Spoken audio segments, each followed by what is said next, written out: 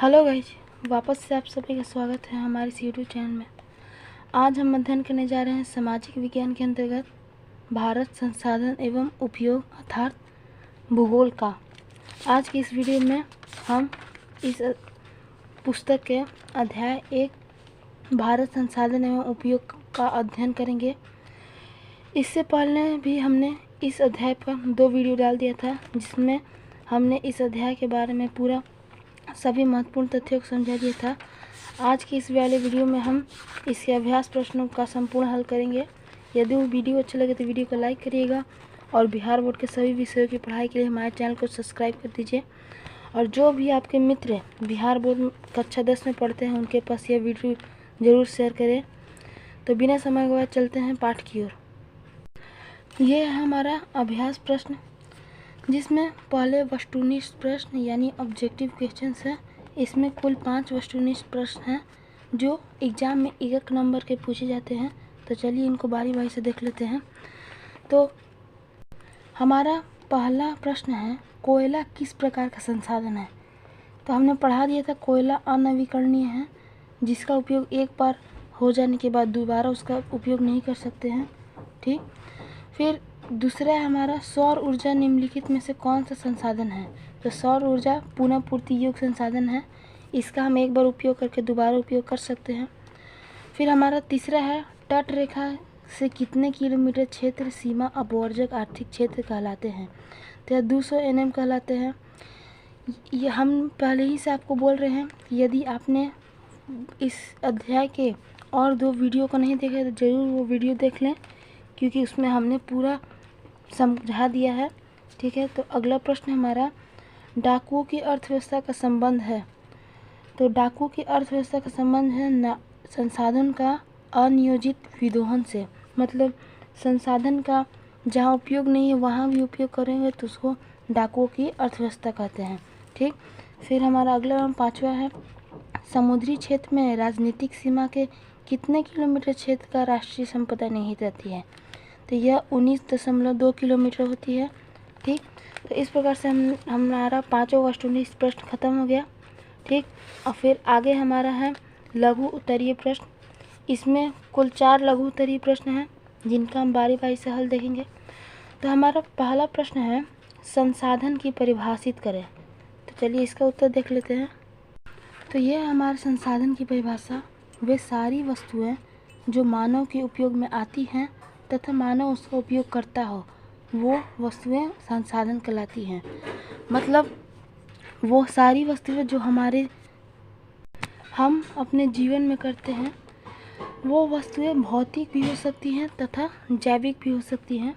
तो वे सारी वस्तुएं जो मानव उपयोग में आती हो तथा मानव उसका उपयोग करता हो, वे सारी वस्तुएं संसाधन कहलाती हैं। ठीक, यह था प्रथम प्रश्न का उत्तर। चलते दूसरे प्रश्न की ओर।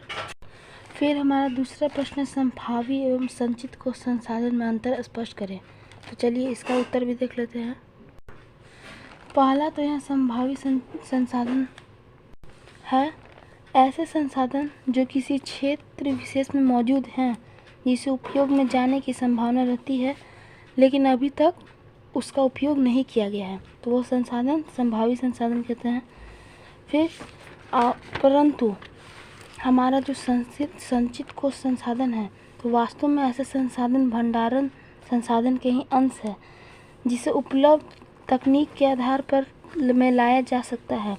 इसका तत्काल उपयोग प्रारंभ नहीं किया गया है, यह भविष्य की पूंजी है। मतलब ऐसे संसाधन भंडार के ही अंश है, मतलब वो रखे हुए हैं। इसका उपयोग तकनीकी के आधार पर लाया जा सकता है इसको उपयोग में, परंतु यह भविष्य के लिए बचा करके रखा जाता है, तो उसे संचित कोश संसाधन कहते हैं। ठीक, फिर हमारा तीसरा प्रश्न, संसाधन संरक्षण की उपयोगिता को लिखिए। तो चलिए इसका भी उत्तर देख लेते हैं। तो ये हमारा तीसरा प्रश्न, संसाधन में प्राकृतिक संसाधनों का विकास, सुरक्षा, बचत तथा बर्बादी से रोकना एवं विवेकपूर्ण उपयोग आदि निहित है। जनसंख्या वृद्धि एवं उसके जीवन स्तर को प्राकृतिक संसाधन के बीच संतुलन, अनुकूल सामंजस्य स्थापित करना ही संसाधन संरक्षण का मुख्य कार्य है। हमारा अगला एवं चौथा प्रश्न है, संसाधन निर्माण में तकनीक की क्या भूमिका है, स्पष्ट करें।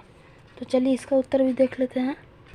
तो ये हमारा चौथा प्रश्न का उत्तर, संसाधन निर्माण में तकनीक की अत्यंत महत्वपूर्ण भूमिका है, क्योंकि तब तक प्राकृतिक प्रदत्त कोई भी वस्तु संसाधन नहीं होता जब तक आधुनिक तकनीक द्वारा उसका उपयोगी ना बनाया जाए। मतलब जब तक हम प्राकृतिक प्रदत्त कोई भी वस्तु, जैसे हमें प्रकृति से प्राप्त प्रदान हो रहा है किसी भी लोहे का अयस्क भूमि से प्रदान हो रहा है, ठीक, तो जब तक हम उस पर तकनीक नहीं लगेंगे, उसको पिघला कर लोहे में नहीं बदलेंगे, तब तक वो हमारे उपयोगी नहीं होगा।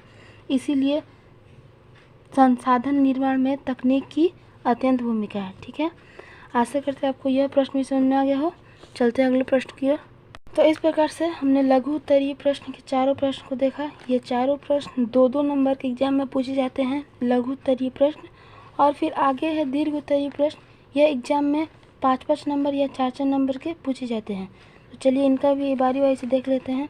तो पहला प्रश्न हमारा कह रहा है, संसाधन के विकास में सतत विकास की अवधारणा की व्याख्या करें। तो चलिए इस प्रश्न का उत्तर देख लेते हैं। तो यह है आपका पहला प्रश्न का उत्तर। चूँकि यह दीर्घ उत्तरीय प्रश्न है तो यह थोड़ा लंबा होगा। तो सतत विकास का अर्थ यह है कि आर्थिक विकास के दर को बढ़ाने के लिए प्राकृतिक संसाधनों और पर्यावरण एवं परिस्थिति के बचाव को ध्यान में रखकर प्राकृतिक संसाधनों की उत्पादन शक्ति को बनाए रखा जाए। सतत विकास की इसी अवधारणा में पर्यावरण के अनुकूल विकास के साथ ही संसाधनों को भी भावी पीढ़ी के लिए बचाए रखने के लिए बल दिया जाता है।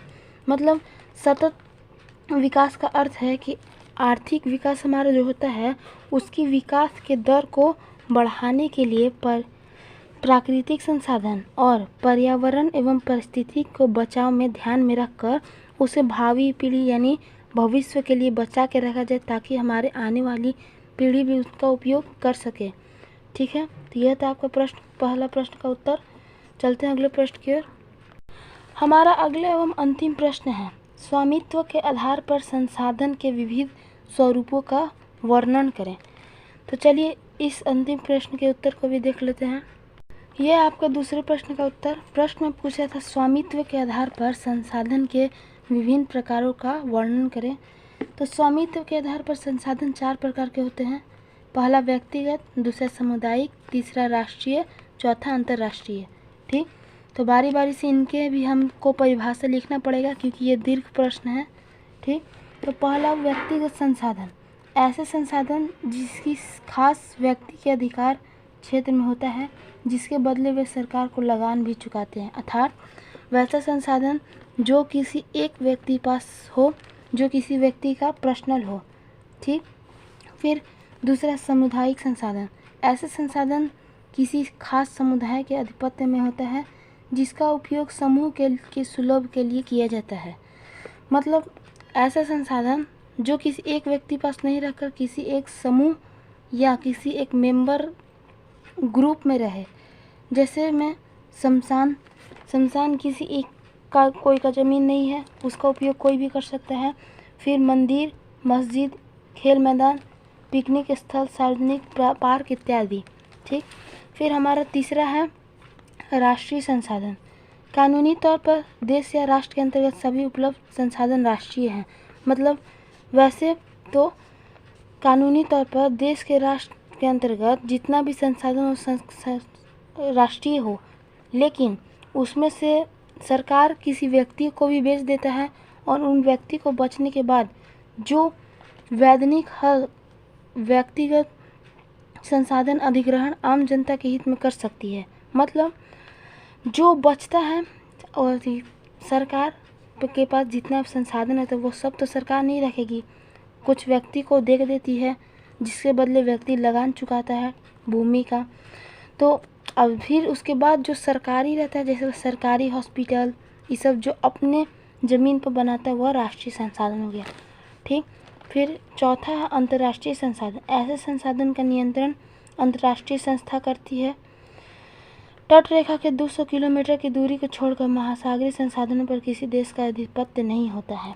मतलब वैसा संसाधन जो किसी राष्ट्र के अंतर्गत नहीं हो, जो अंतर्राष्ट्रीय हो। मतलब किसी भी देश के समुद्री मार्ग के 200 किलोमीटर के बाद की जितना भी एरिया रहता है, खुला महासागर का रहता है, वो सब किसी भी राष्ट्र के हित में नहीं रहता है, वो अंतर्राष्ट्रीय संस्था में जाता है और जिसमें व्यापार करने के लिए मार्ग बनाया जाता है, आवाजाही करने के लिए। ठीक, तो इस प्रकार से अंतर्राष्ट्रीय संसाधन एवं स्वामित्व के आधार पर चारों प्रकार हमने देख लिया। तो इस प्रकार से आज के इस वाले वीडियो में हमने प्रथम अध्याय का पहला खंड क का अभ्यास प्रश्न पूरा हल कर लिया। यदि आपको दूसरे अध्याय का पूरा महत्वपूर्ण तथ्य चाहिए तो हमें कमेंट में बताइएगा। और यदि वीडियो अच्छा लगे तो वीडियो को लाइक करिए और अपने जितने भी फ्रेंड हैं आपके, उनको ज़रूर से ज़रूर हमारे इस वीडियो को भेज दीजिए। और आपको बिहार बोर्ड के सभी विषयों की पढ़ाई की जानकारी चाहिए तो हमारे चैनल को जल्दी से सब्सक्राइब कर लीजिए ताकि सबसे पहले नोटिफिकेशन आपके पास पहुँचे। तो मिलते हैं आपसे अगली वीडियो में, तब तक के लिए धन्यवाद।